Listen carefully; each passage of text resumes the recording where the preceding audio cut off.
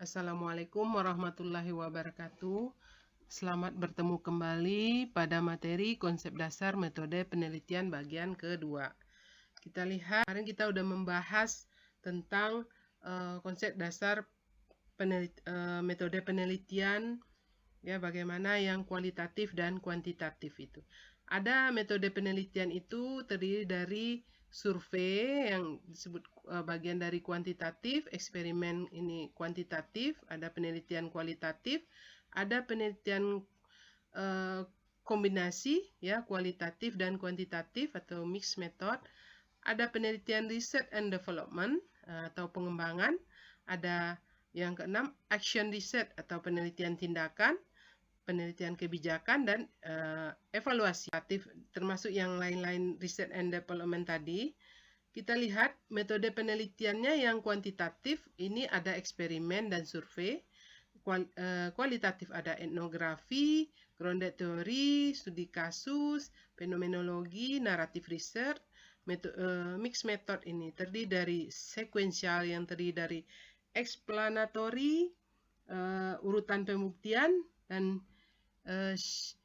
exploratory, urutan penemuan. Kemudian untuk mixed method yang kedua adalah konkuren. Konkuren ini campuran, ada dua, yaitu metode konkuren triangulation, campuran kuantitatif dan kualitatif secara berimbang, dan konkuren embedded, campuran kuantitatif dan kualitatif yang tidak. Coba kita perhatikan langkah-langkah penelitian yang kuantitatif. Ini berangkat dari rumusan masalah. Kemudian ada landasan teori, ada rumusan hipotesis.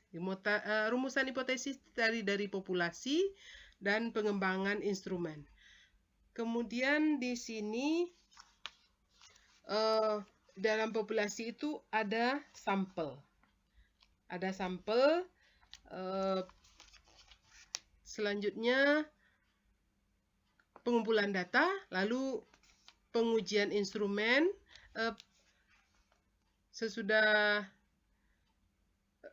pengembangan instrumen juga ada pengujian instrumen. Setelah pengujian instrumen itu langsung pengumpulan data, kemudian analisis data. Analisis data itu terakhir adalah penelitian. Ya, nah, ini ada penelitian survei. Penelitian survei ini dilihat dari pertama ini populasinya. Populasinya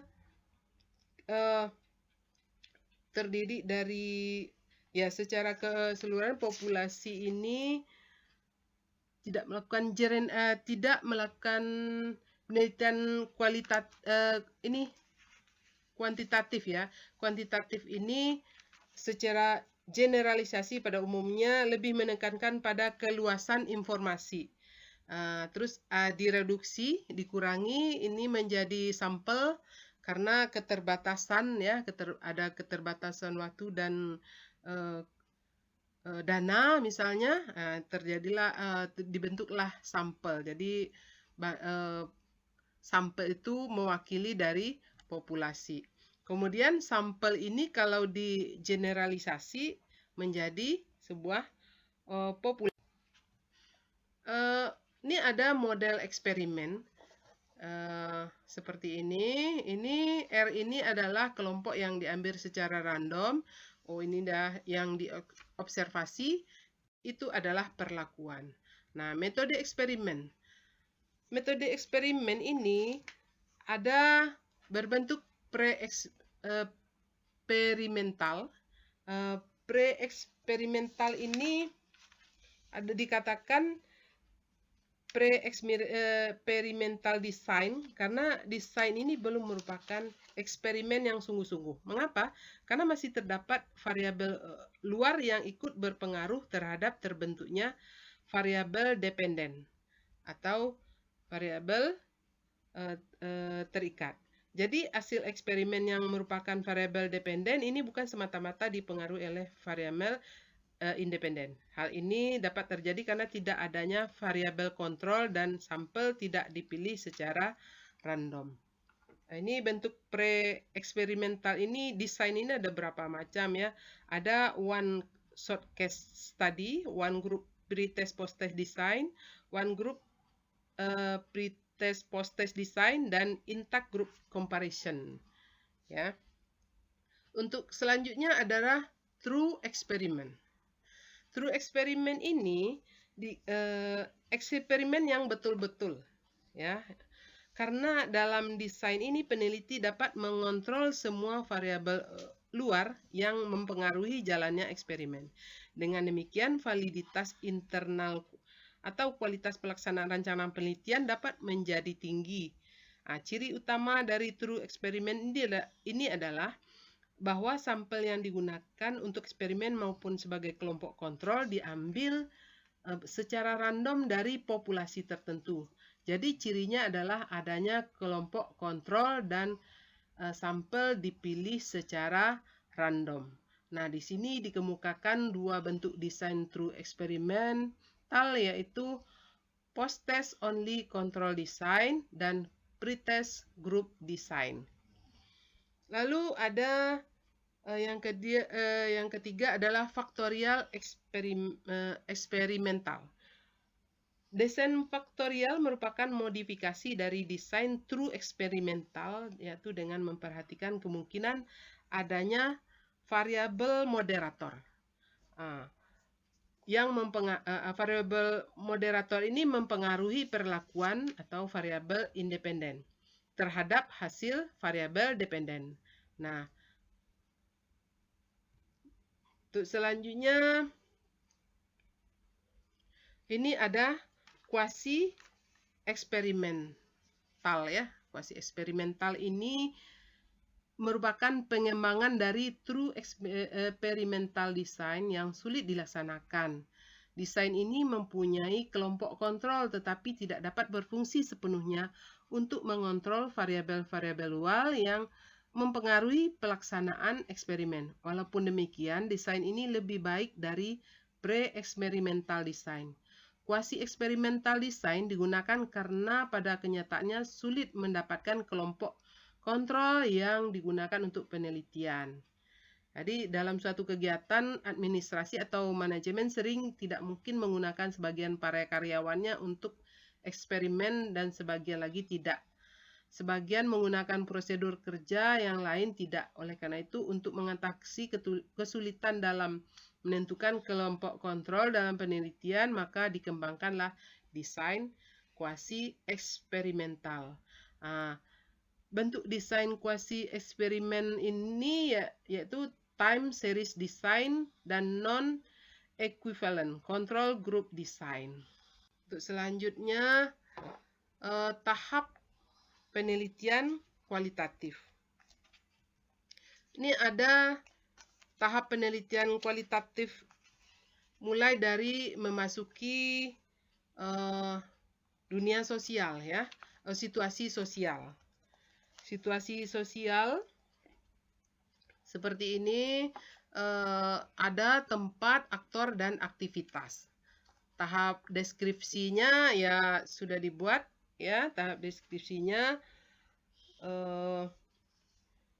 dilakukan pada saat memasuki situasi sosial tertentu sebagai objek penelitian. Pada tahap ini peneliti belum membawa masalah yang akan diteliti karena masalahnya belum jelas. Maka peneliti melakukan penjelajahan umum secara menyeluruh, ya, menyeluruh, melakukan deskripsi terhadap semua yang dilihat, didengar, dan dirasakan. Semua data direkam. Oleh karena itu, hasil observasi ini disimpulkan dalam keadaan yang belum tertata. Observasi tahap ini sering disebut sebagai grand tour observation, dan peneliti menghasilkan kesimpulan pertama. Bila dilihat dari segi analisis, maka peneliti melakukan analisis domain sehingga mampu mendeskripsikan terhadap semua yang ditemui. Lalu, ini yang keduanya adalah tahap data reduksi. Reduksi ini pengurangan data, mulai menentukan fokus. Tahap ini sudah melakukan miniatur observation, yaitu observasi yang dipersempit untuk difokuskan pada aspek tertentu.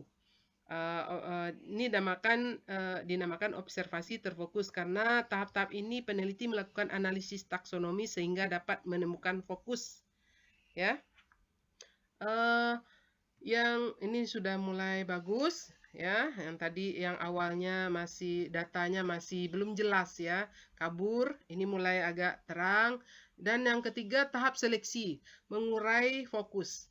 Mengurai fokus sudah mulai nampak pada awal ini yang ditemukan sehingga datanya lebih rinci. Dengan melakukan analisis komponensial terhadap fokus, maka pada tahap ini peneliti telah menemukan karakteristik, kontras-kontras atau perbedaan dan kesamaan antar kategori serta menemukan hubungan antar satu kategori dengan kategori yang lain. Pada tahap ini diharapkan peneliti telah dapat menemukan pemahaman yang mendalam atau hipotesis menurut Spradley.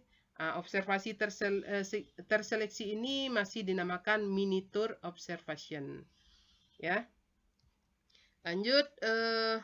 Ini ada datanya ya, X1 ini, X2, X3, X4, ini udah mulai terfokus ya. Lalu di sini kembali ke data pertama. Untuk metode kualitatif ini metodenya adalah konstruktif ya. Konstruktif berarti kemampuan untuk menggali, mengeksplorasi ya, narasi. Lalu ini dari yang tidak teratur menjadi sebuah keteraturan. Kita lihat nih bentuk gambar ini. Lanjut lagi, ini proses research and development. Metode penelitian untuk research dan development. Pertama, penelitiannya adalah penelitian studi literatur. Kemudian ada rancangan produk, produknya apa yang mau dibuat, kemudian dispesifikasi produknya seperti apa, yang lebih khusus lagi produknya. Kemudian ada tahap pembuatan produk, lalu uji coba produk, produknya diuji coba. Lalu kalau spesifikasi produknya sudah mantap nih, kalau iya langsung dibuat produk massal. Kalau tidak, direvisi produk itu kembali. Dan untuk revisi produk itu perlu uji produk yang lebih luas. Nah, kalau sudah diuji, kemudian dispesifikasi lagi, lalu kalau ya langsung disebarkan. Lalu langkah-langkah dalam penelitian tindakan atau action research nih. Penelitian action research ini adalah penelitian tindakan yang mulai dari masalah ya, hadir dalam masalah atau potensi. Ya, potensi bukan masalah saja tapi bisa dari potensi. Kemudian kita lihat lagi kajian teori yang mendukung dari penelitian tersebut. Kemudian hasil-hasil penelitian yang terdahulu. Lalu hipotesis tindakan, ya kira-kira seperti apa yang akan meningkat, yang akan berubah ya, akan berubah. Lanjut lagi ke pengujian hipotesis ya, kita uji coba ya apa yang sudah ditetapkan pada hipotesis tadi. Kemudian kesimpulan.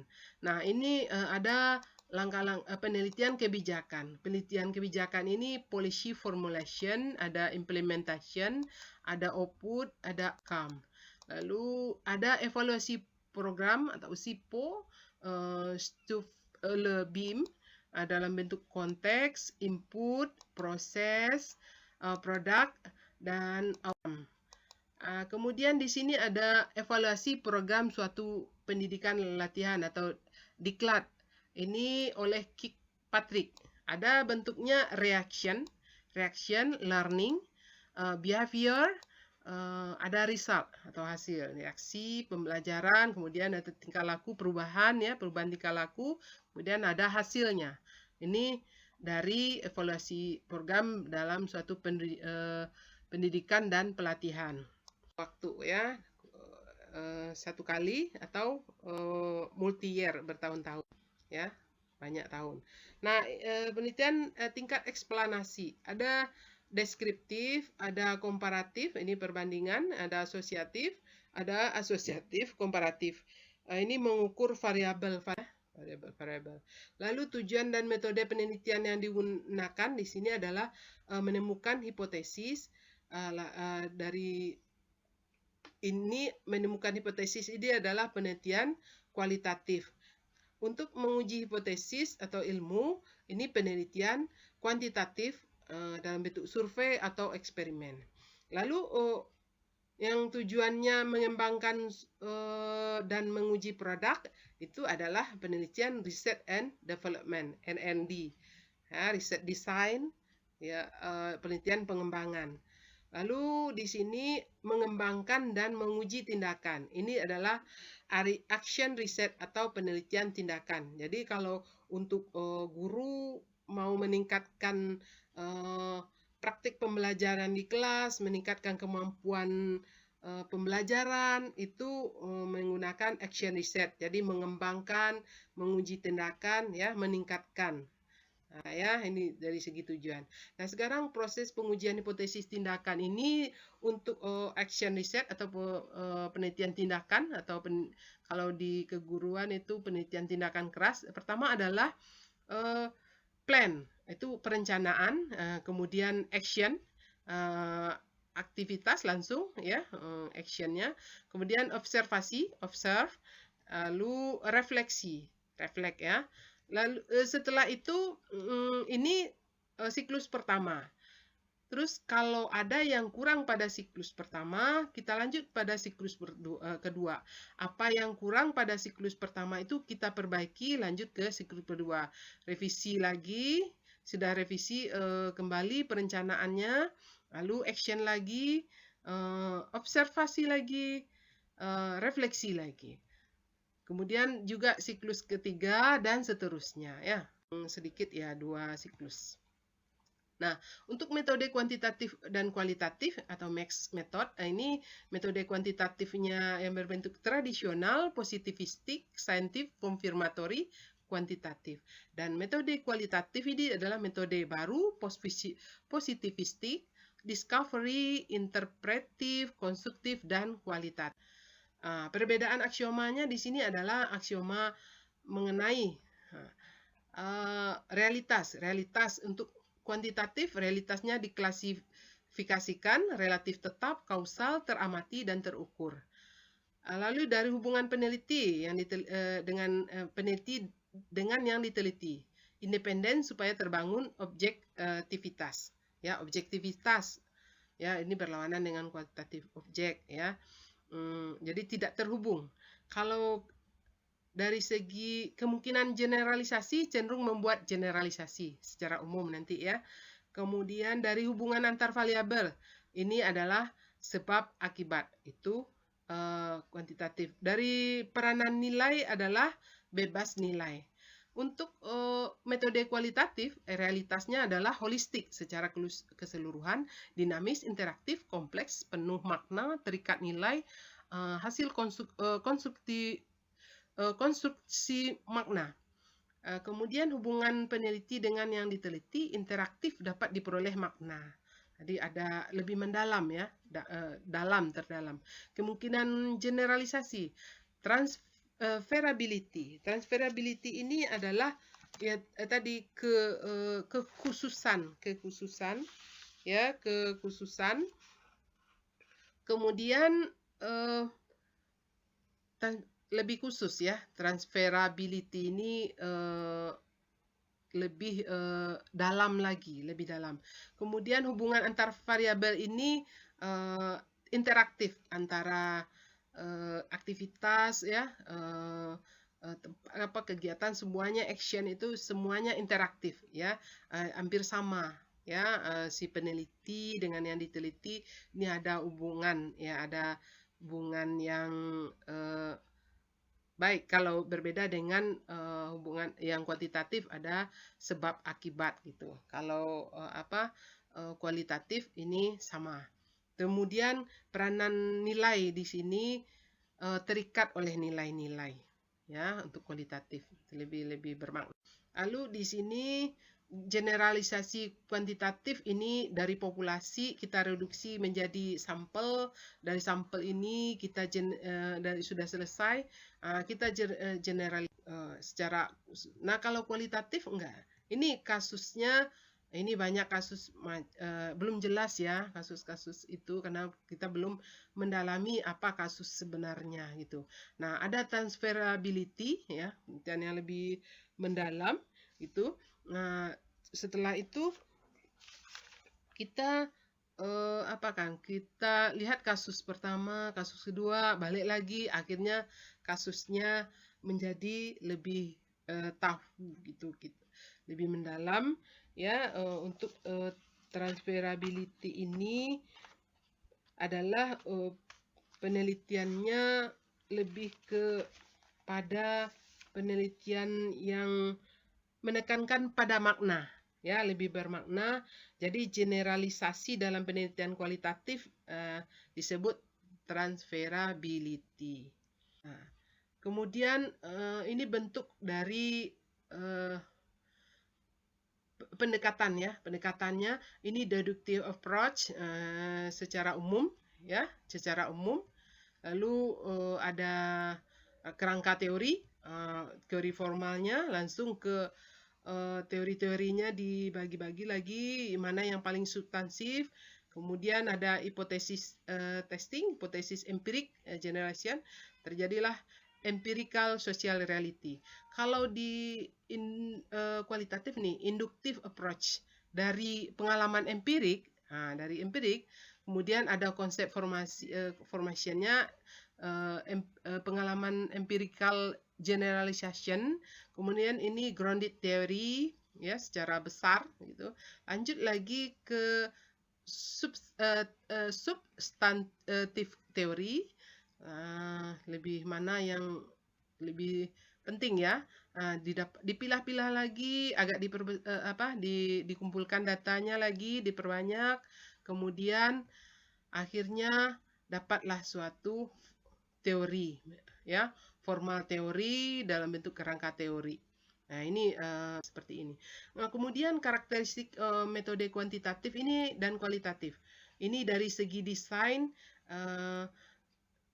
kuantitatif ini spesifik, jelas, rinci. Kalau ditentukan mantap sejak awal, itu sudah terbentuk menjadi pegangan langkah demi langkah. Dari segi desain ini kualitatif, dia dari umum, fleksibel, berkembang, dan muncul dalam proses penelitian.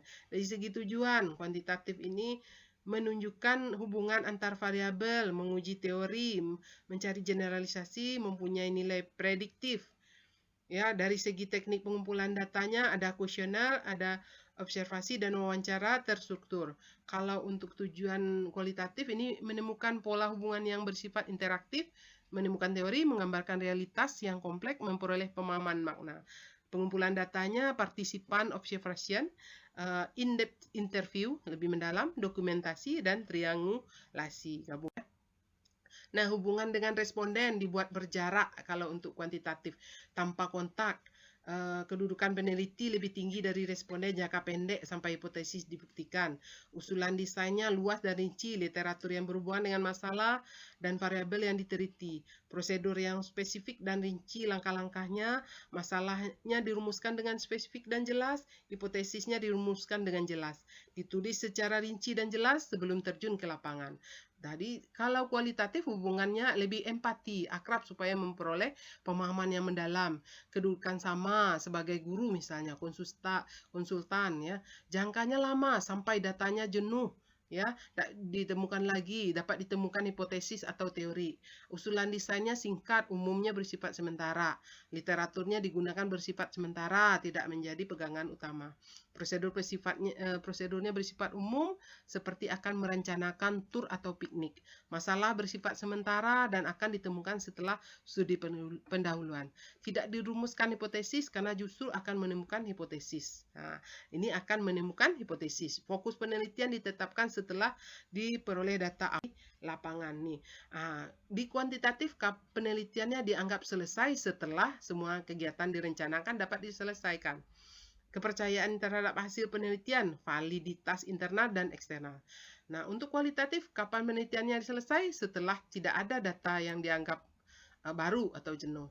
Kepercayaan terhadap hasil penelitian, pengujiannya, kredibilitasnya, dependabilitasnya, proses penelitian, dan hasil penelitian.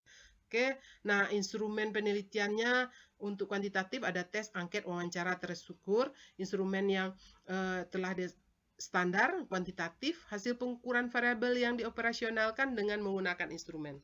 Sampelnya besar, representatif, sedapat mungkin random ditentukan sejak awal.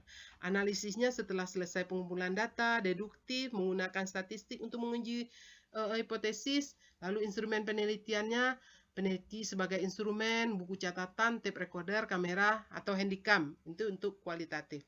Datanya deskriptif kualitatif, dokumennya pribadi, catatan lapangan, ucapan, dan tindakan responden, dokumen, dan lain-lain. Sampelnya kecil, tidak representatif atau mewakili. Purposive, snowball, ya, lempar, ya. Berkembang selama proses penelitian.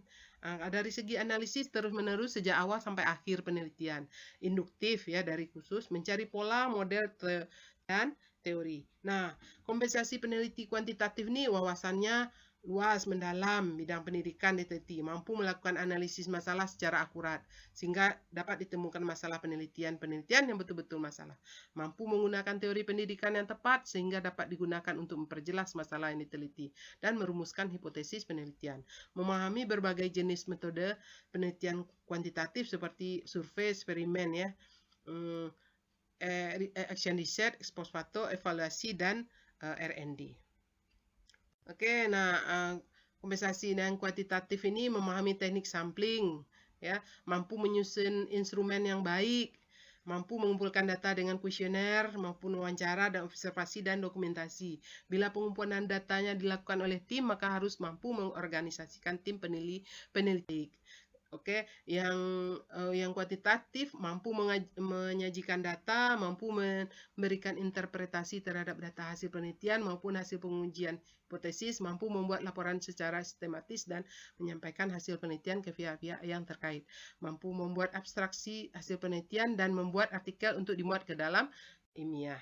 Oke, terima kasih. Ini kompetensi penelitian kualitatif ini ada juga, ya, memiliki wawasan yang luas, mendalam tentang bidang yang akan diteliti, menciptakan rapor kepada setiap orang yang ada pada konteks sosial yang akan diteliti, lalu memiliki kepekaan untuk melihat segala gejala yang ada pada objek penelitian, mampu menggali sumber data dengan observasi partisipan, wawancara mendalam secara triangulasi, serta sumber-sumber lain. Oke, kompetensi lanjutannya mampu menganalisis data kualitatif, lalu mampu menguji kredibilitas, dependabilitas, konfirmabilitas, dan transferabilitas hasil penelitian, mampu menghasilkan temuan pengetahuan, hipotesis, atau ilmu baru, mampu membuat laporan secara sistematis, jelas, lengkap. Nah, metode kualitatif ini lebih sulit karena dia lebih dalam,